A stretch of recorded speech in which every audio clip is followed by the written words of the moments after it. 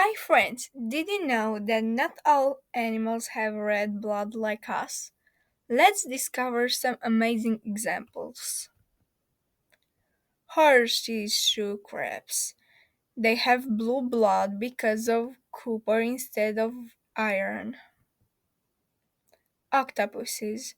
Their blood is also blue thanks to copper.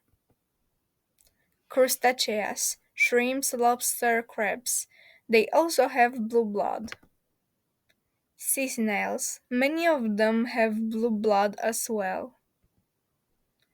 Cuttlefish. Just like squid and octopuses, they have blue blood because they use hemocyanuric copper instead of iron.